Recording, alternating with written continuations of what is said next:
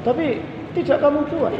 Kabura maqtan indallah, besar kebencian. Tafsirnya itu murka. Murka Allah. Antaqulu ma la taf'alu. Kau katakan yang tidak kau lakukan. Jadi ilmu dalam pandangan Islam lebih kepada amalan, bukan pengetahuan.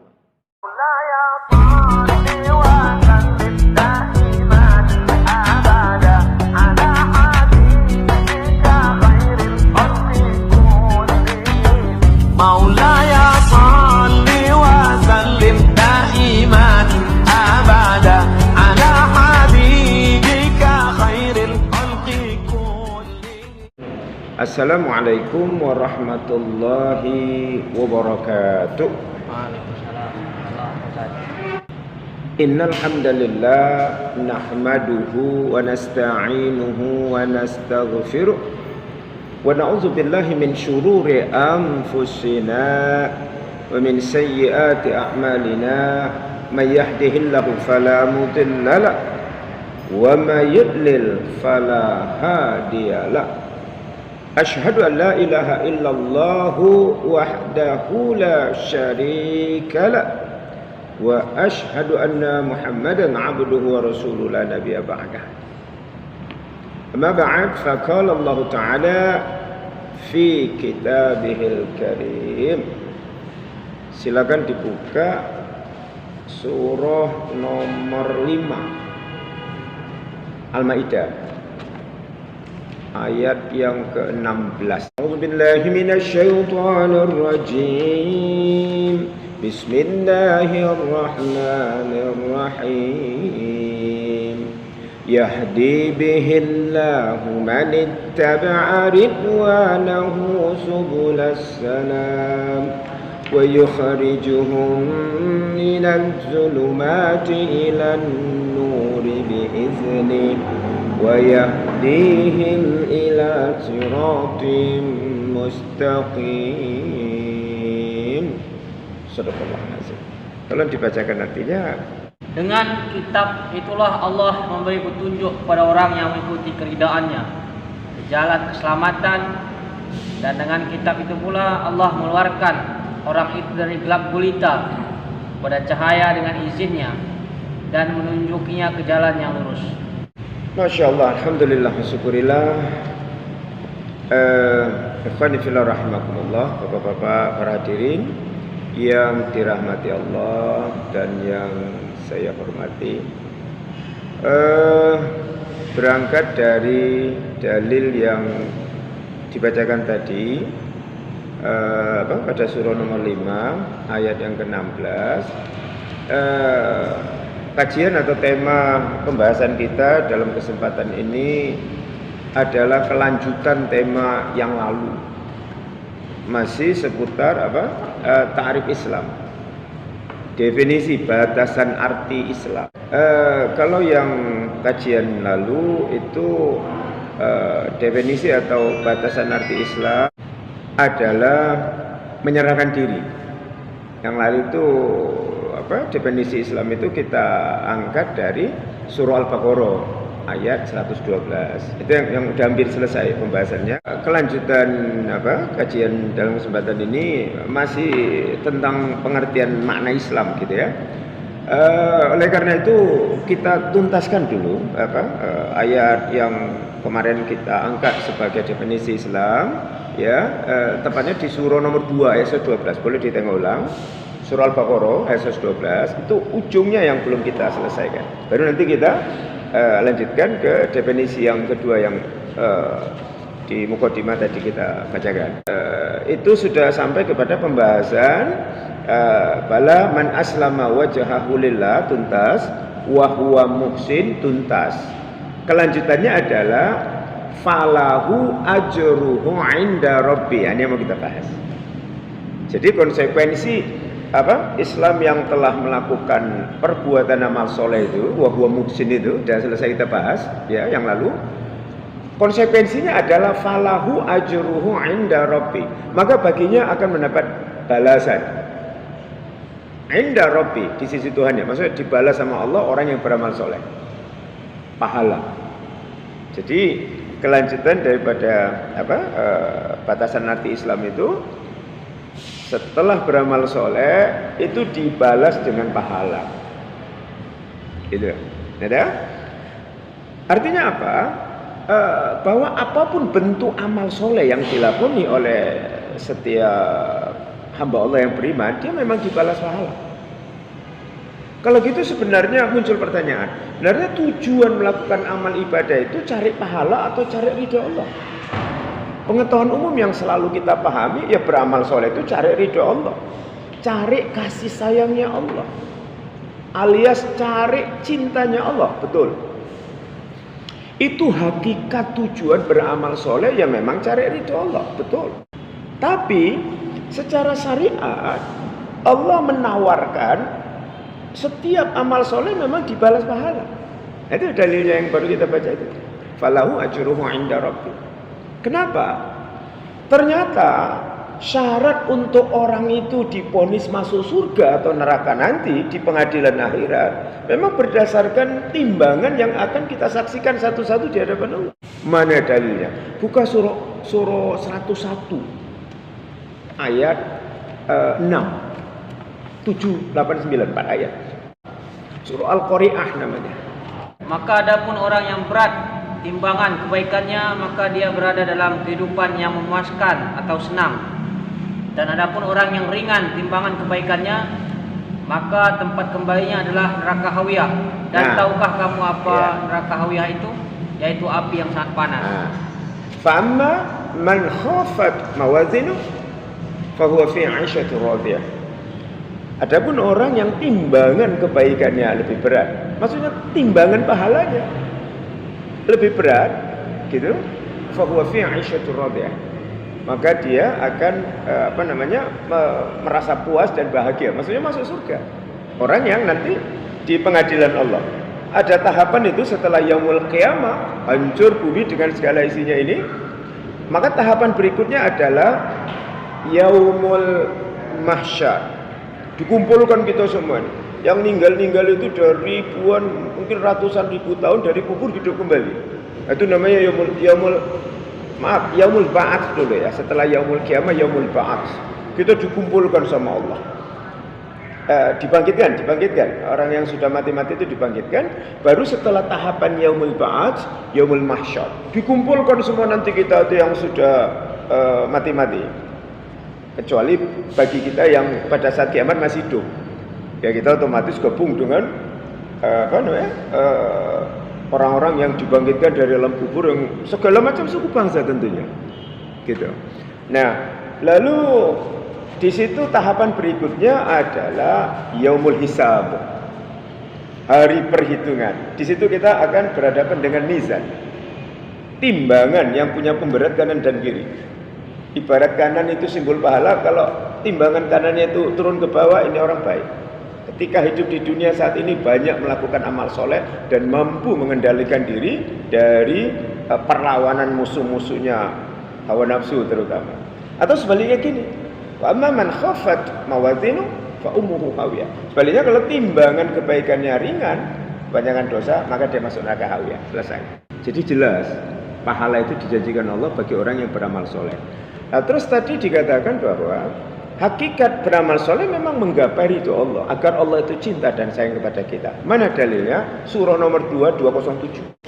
Tujuan kita melakukan amal ibadah hakikatnya adalah ingin menggapai ridho Allah, agar Allah itu sayang. Nah, kalau Allah sudah sayang sama hambanya, apa yang diminta pasti dikasih. Bapak-bapak sayang kepada anak-anak, sayang kepada istri.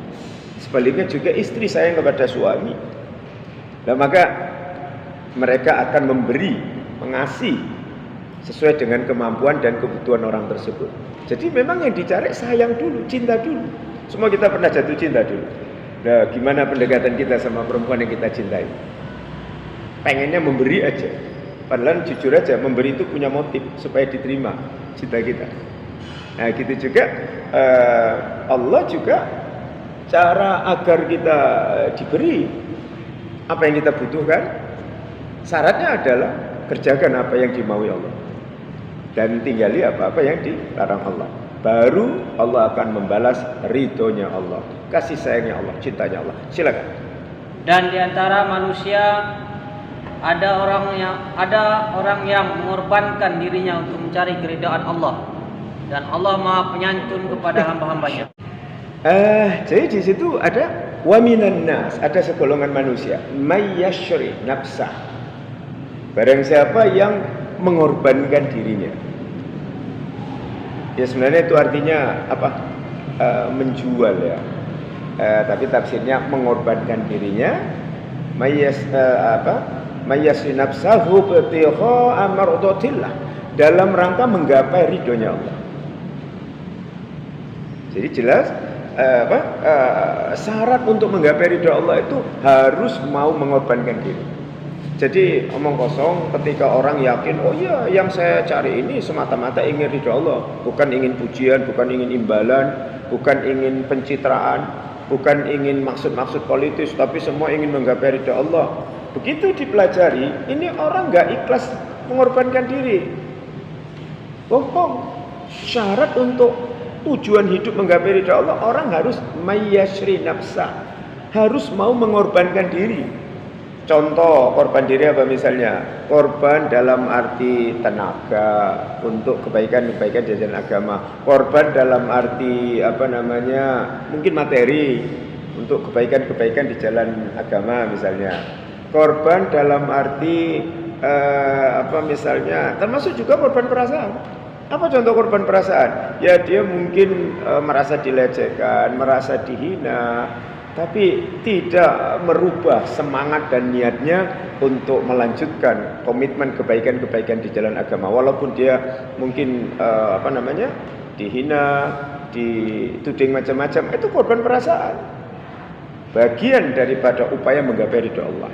Baru ujung ayat itu wala khaufun 'alaihim wala hum yahzanun, selesai. Maka konsekuensi orang Islam tadi itu ujungnya adalah, endingnya adalah, dan mereka tidak ragu, tidak takut, dan tidak pula merasa bersedih hati. Maksudnya apa? Orang Islam di definisi yang pertama, surah Al-Baqarah ayat 12 itu, ujungnya adalah orang Islam yang benar, ya. Mereka itu tidak ada rasa khawatir, tidak ada rasa takut, dan tidak larut dengan suasana yang membuat orang berduka cita. Maksudnya apa? Maksudnya adalah setelah mengalami tahapan-tahapan pengertian Islam dalam surah nomor 2 ayat 12 itu, maka ianya tidak ragu dan tidak takut dengan segala konsekuensi dalam hidupnya. Tafsir yang lebih konkretnya adalah tidak takut dalam menghadapi proses kematian hingga mengantarkannya menuju kehidupan akhirat sana setelah dunia nanti kita tinggalkan. Dia yakin dengan segala catatan amal ibadahnya yang akan mengantarkannya bertemu dengan Allah di surga. Itu tafsirnya kayak gitu. Pengertian walahum yahzanun, dan mereka itu tidak bersedih hati. Tidak bersedih hati ketika ajal tiba, gitu. Nah, kemudian ada anak-anak, ada istri, ada orang-orang yang harus diberi tanggung jawab. Orang-orang tersebut tidak sedih dengan segala cobaan, karena Allah pasti semua akan mengaturnya sesuai dengan kadar yang telah ditentukan. Gak ada sedih hati.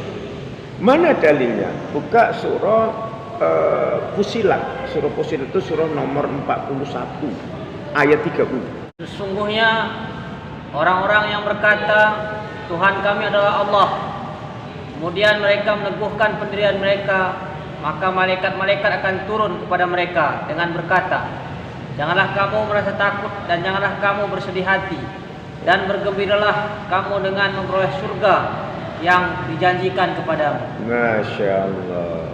Kata Allah gitu. Innal ladzina qalu, sesungguhnya orang-orang yang berkata Rabbunallah, Tuhan kami adalah Allah. Tsumma istaqamu, kemudian mereka istiqomah dalam keyakinannya itu, tatanazzalu alaihimul malaikah, maka turunlah para malaikat itu kepada mereka yang komit mengatakan Rabbunallah.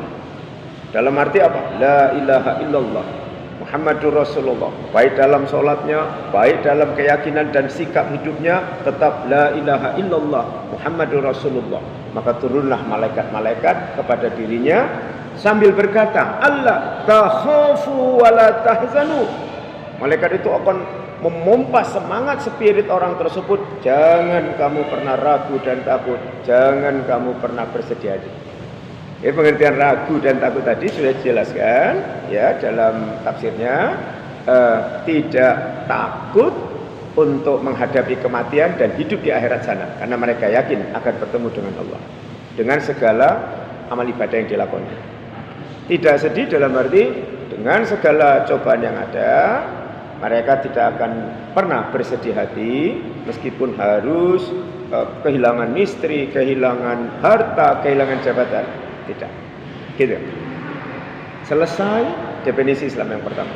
Kita lanjut definisi Islam yang kedua. Di pengantar tadi sudah kita buka dalilnya, buka ulang surah nomor 5 ayat 16. Tadi sudah kita baca di awal. Pengertian atau batasan arti Islam yang kedua adalah tadi sudah kita baca ya, yahdi bihillahu man ittaba'a ridwanahu subulas salam. Apa artinya? Dengan kitab itu Allah akan berikan hidayah, petunjuk, man ittaba'a ridwanahu, barang siapa yang mengikuti atau mencari ridho Allah, subulas salam, jalan hidup yang selamat. Jadi salam itu juga bagian daripada pengertian atau batasan arti Islam. Di awal sudah dikatakan bahwa Islam itu berasal dari kata salama yuslimu aslam. Nah, di surah apa ini? Di surah nomor 5 ayat 16 ini subulas salam, jalan Islam. Apa arti Islam di situ? Selamat. Syaratnya dengan kitab itu Allah akan berikan hidayah, petunjuk hidup ya kepada manusia tentunya. Syaratnya manittaba'a ridwanahu, barang siapa yang hidupnya tadi ditujukan mencari ridha Allah, yang tadi sudah kita bahas sebelumnya, agar dia mengenal subulas salam, jalan hidup Islam. Dan arti Islam di situ selamat. Syaratnya tadi harus melalui Al-Quran, satu paket dengan sunnah. Dari mana? Dengan bihi di situ, yahdi bihillah. Bihi di situ dengannya maksudnya dengan kitab itu Allah akan, karena yahdi itu fil mudhari, kata kerja yang terjadi sekarang dan akan datang. Artinya Allah sekarang pun dan akan datang akan memberikan hidayah, petunjuk dengan kitab itu. Saya tadi di awal mengatakan kitab yang dimaksud Quran, bukan Jabur, bukan Injil, bukan Taurat. Dari mana tahunya? Dari ayat di atasnya. Coba dilihat itu ayat di atasnya. Itu kan surah nomor 5 ayat 16. Coba lihat ayat 15-nya di ujung ayat. Di ujung ayat itu qad ja'aka. Coba. Sungguh telah datang kepadamu cahaya dari Allah dan kitab yang menjelaskan. Nah, jelas kan? Al-Quran maksudnya. Iya, kitabun mubin. Nur itu tentu Rasulullah, kitabun mubin, kitab yang nyata Quran. Itu ujung ayat 15. Baru dilanjutkan ayat 16 dengan kitab itu. Bihi dengannya, dengan kitab itu. Ya dengan Quran.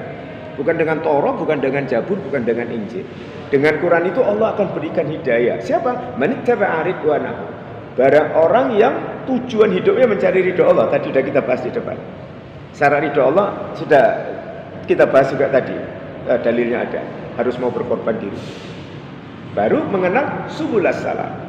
Subul itu jalan. Salam, jalan Islam. Islam di situ selamat. Gitu. Jelas? Nah, jadi jelas makna Islam yang kedua, definisi atau batasan arti di sini adalah selamat. Yang pertama kemarin ya, menyerahkan diri. Nah, ada dua pengertian Islam di sini, menyerahkan diri dan selamat. Ujung ayat itu wa yukhrijuhum minadz zulumati ilan nuri biizni. Dan dengan kitab itu Allah akan mengeluarkan mereka para manusia ini dari kegelapan kepada cahaya dengan izinnya, dengan izin Allah. Jadi artinya apa?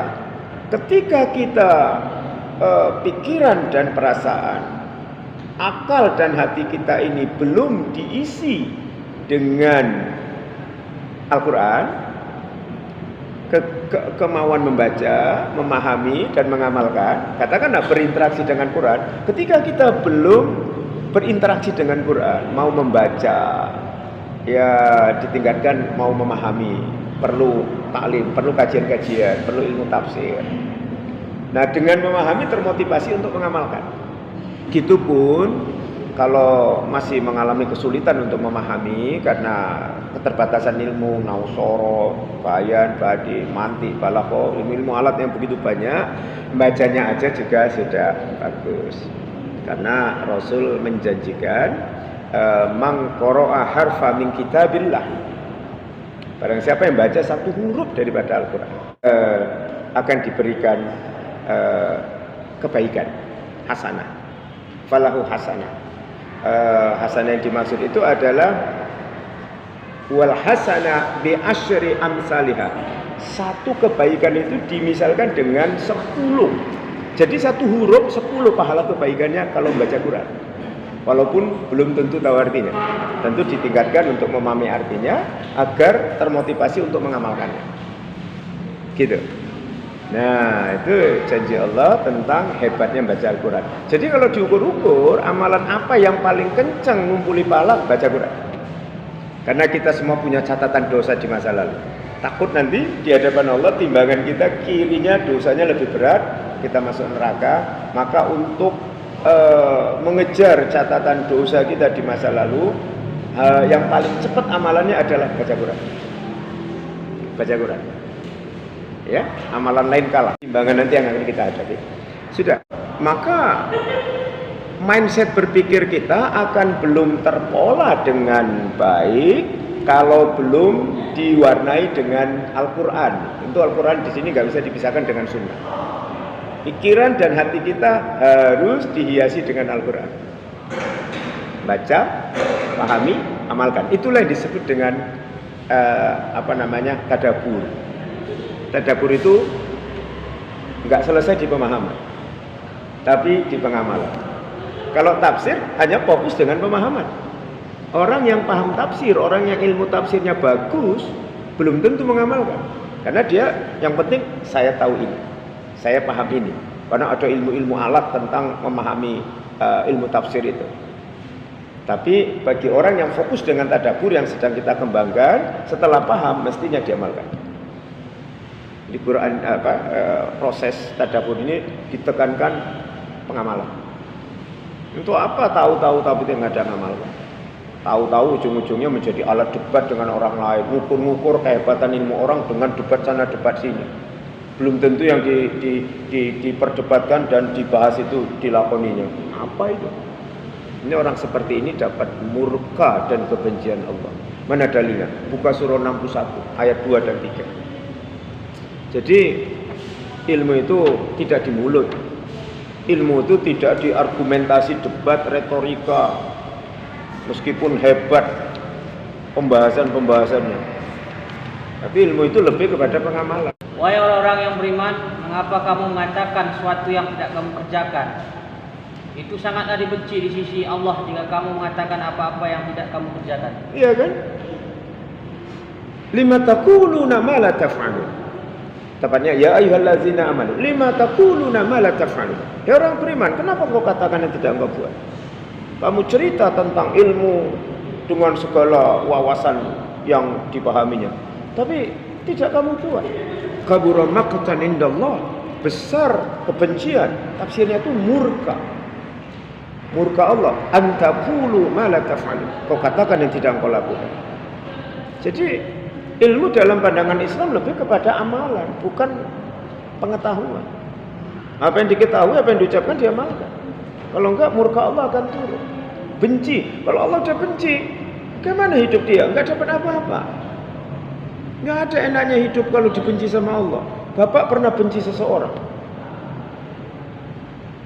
Orang lain pernah merasa membenci Bapak. Betapa malangnya rasa benci itu.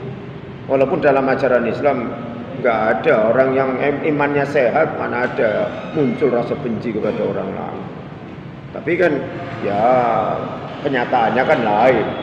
Ada penyakit benci, ini bermasalah imannya. Kalau imannya udah benar, mana ada penyakit benci dalam hati seseorang. Nggak ada benci sama orang lain. Gitu ya. Nah, tapi Allah mengatakan, Allah benci, murka kepada orang yang ngomong tapi nggak dilakoni. Ilmunya hanya di mulut, tidak dalam amal perbuatan. Gitu. Nah itu apa? Definisi Islam yang kedua adalah selamat. Maka supaya kita terbebas dari kungkungan kegelapan pikiran dan hati, ya, maka berinteraksilah dengan Quran. Baru di ujung ayat itu, wa yukhrijuhum minaz zulumati ilan nuri biizni wa yahdihim. Dan dengan Al-Quran itu Allah akan tunjuki mereka ila siratim mustaqim, kepada jalan hidup yang lurus. Nah ini yang sehari-hari kita baca 17 kali itu dalam sholat yang 5 kali sehari semalam, 17 rakaat maksud saya. Ihdinas siratal mustaqim, tunjukilah kami ke jalan yang lurus. Ternyata dijawab tuntas, dibayar kontan sama Allah. Siratal mustaqim itu jalan hidup yang lurus, alias dinul Islam itu, supaya kita mengenalnya, memahaminya, mencintainya, mengamalkannya, semuanya harus berasal dari Al-Quran plus Sunnah. Baru kita merasa hidup kita berada pada jalan yang lurus. Siratal mustaqim itu ya dinul Islam.